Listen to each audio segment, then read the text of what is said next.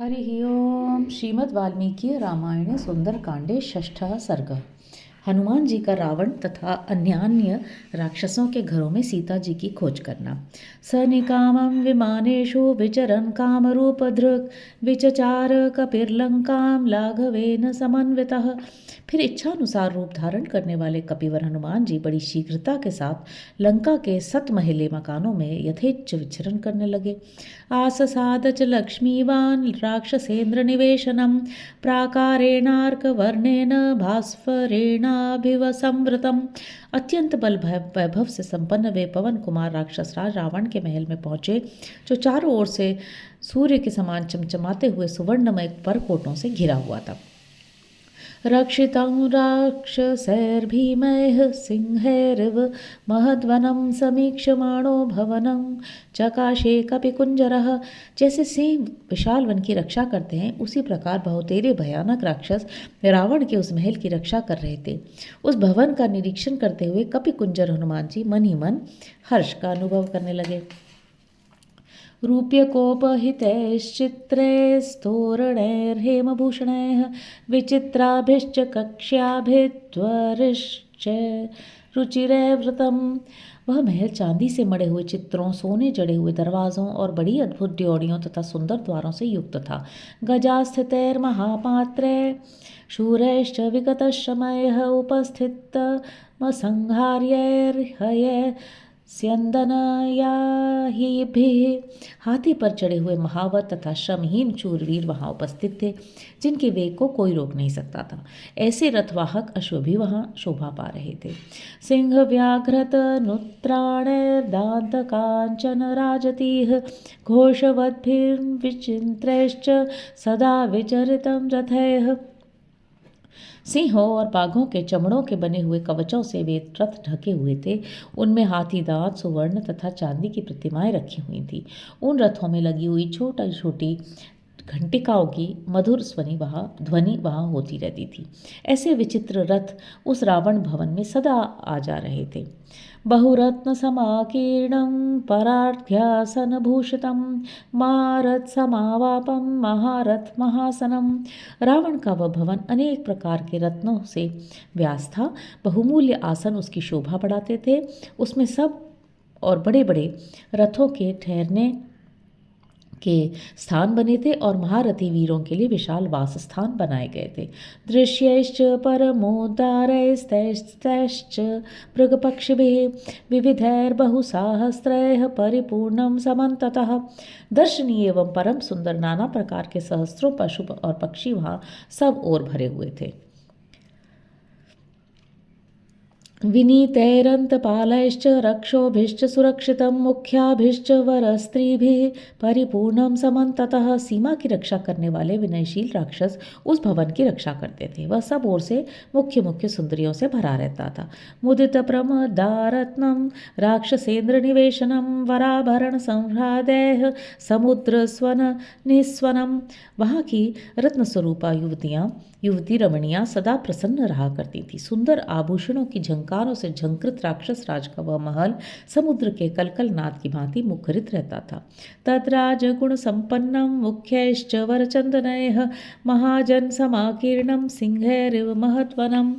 वह भवन राजोचित सामग्री से पूर्ण था, श्रेष्ठ एवं सुंदर चंदनों से चर्चित था तथा सिंहों से भरे हुए विशाल वन की भांति प्रधान प्रधान पुरुषों से परिपूर्ण था। भेरी मृदंगाभिरुतम शंख घोष विनादितम नित्यार्चितम पर्वसुतम पूजितम राक्षसै सदा। वहाँ भेरी और मृदंग की ध्वनि सब ओर फैली हुई थी। वहाँ शंख की ध्वनि गूंज रही थी। उसकी नित्य पूजा एवं सजावट होती थी। पर्वों के दिन वहाँ होम किया जाता था। राक्षस लोग सदा ही उस राजभवन की पूजा करते थे। समुद्र में वह गंभीरम समुद्र समनस्वनम महात्मनो महत्वैष्म महारत्न परिच्छदम। वह समुद्र के समान गंभीर और उसी के समान कोलाहल पूर्ण था। महामना रावण का वह विशाल भवन महान रत्नमय अलंकारों से अलंकृत था। महारत्न समाकीर्णम ददर्शम स महाकपिः विराजमानम वपुषा गजाश्वरथ संकुलम। उसमें हाथी घोड़े और रथ भरे हुए थे। तथा वह महान रत्नों से व्याप्त होने के कारण अपने स्वरूप से प्रकाशित हो रहा था। महाकपि हनुमान ने उसे देखा।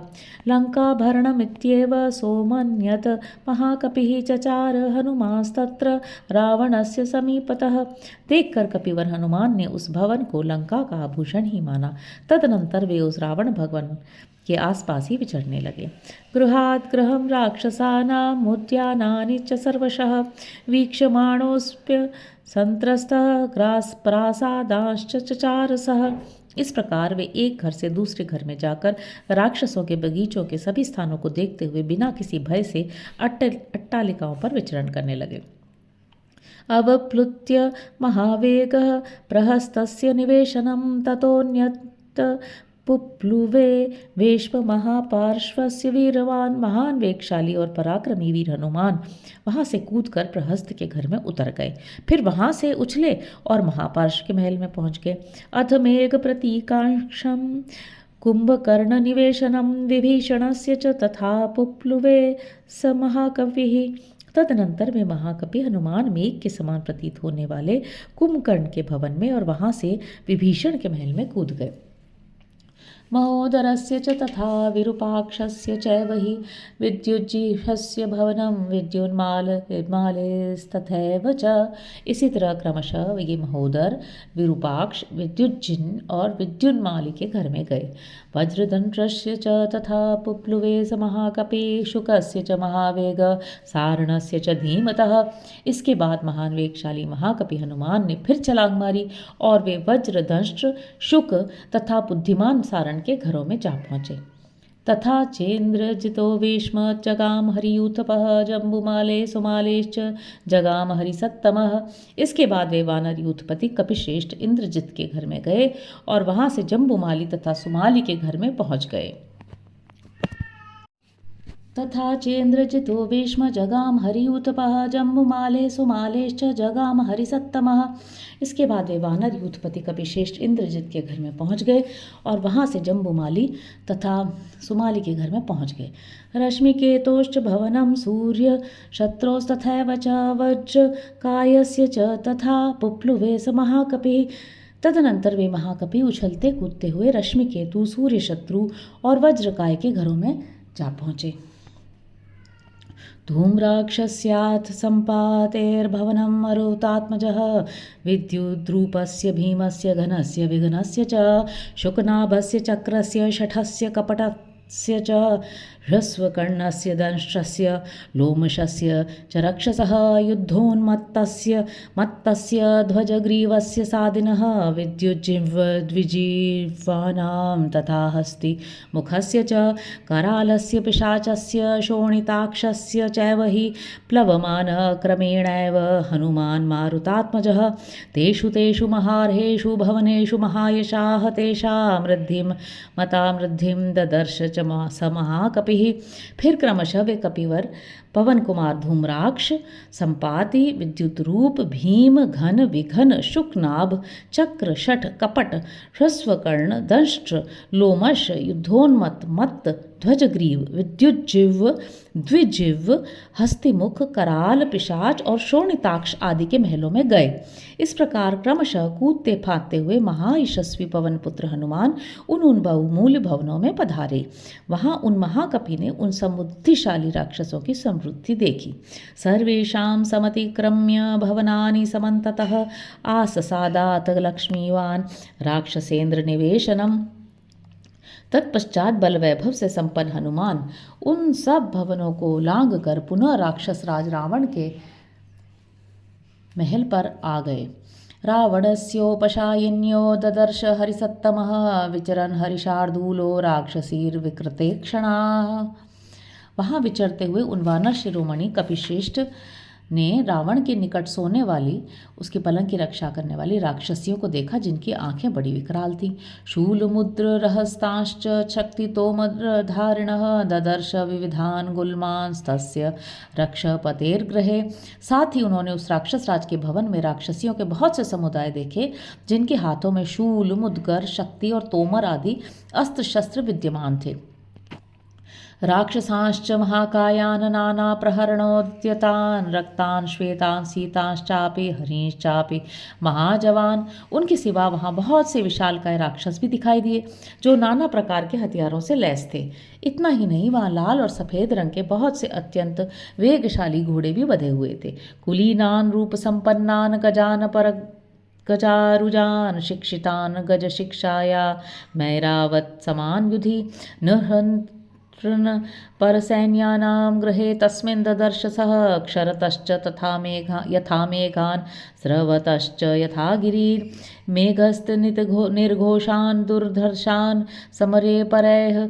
साथ ही अच्छी जाति के रूपवान हाथी भी थे जो शत्रु सेना के हाथियों को मार भगाने वाले थे। वे सब के सब गज शिक्षा में सुशिक्षित, युद्ध में ऐरावत के समान पराक्रमी तथा शत्रु सेनाओं का संहार करने में समर्थ थे। वे बरसते हुए मेघों और झरने बहाते हुए पर्वतों के समान मद की धारा बहा रहे थे। उनकी गर्जना मेघ गर्जना के समान जान पड़ती थी। वे समरांगण में शत्रुओं के लिए दुर्जय थे। हनुमान जी ने रावण के भवन में उन सब को देखा। सहस्रम वाहिनीस्तत्र जाम्बून नद परिष्कृताः हेमजालैर्विच्छिन्नास्तरुणा जित्य सन्निभाः ददर्श राक्षसेन्द्रस्य रावणस्य निवेशने। राक्षस राज रावण ने के उस महल में उन्होंने सहस्त्रों ऐसी सेनाएं देखी जो जाम्बू नद के आभूषणों से विभूषित थीं। उनके सारे अंग सोने के गहनों से ढके हुए थे तथा वे प्रातःकाल के सूर्य की भांति उद्दीप्त हो रही थीं।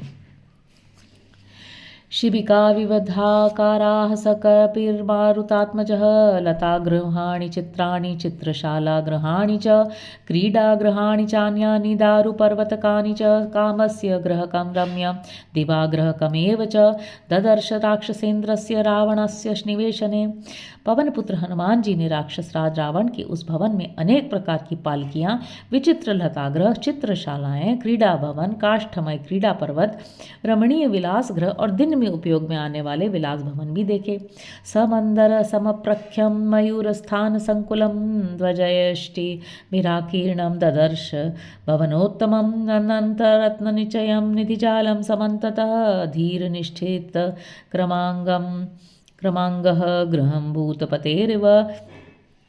उन्होंने वह महल मंदराचल के समान ऊंचा, क्रीड़ा मयूरों के रहने के स्थानों से युक्त, ध्वजाओं से व्याप्त, अनंत रत्नों का भंडार और सब ओर से निधियों से भरा हुआ देखा। उसमें धीर पुरुषों ने निधि रक्षा के उपयुक्त कर्मांगों का अनुष्ठान किया था तथा वह साक्षात भूतनाथ महेश्वर या कुबेर के भवन के समान जान पड़ता था।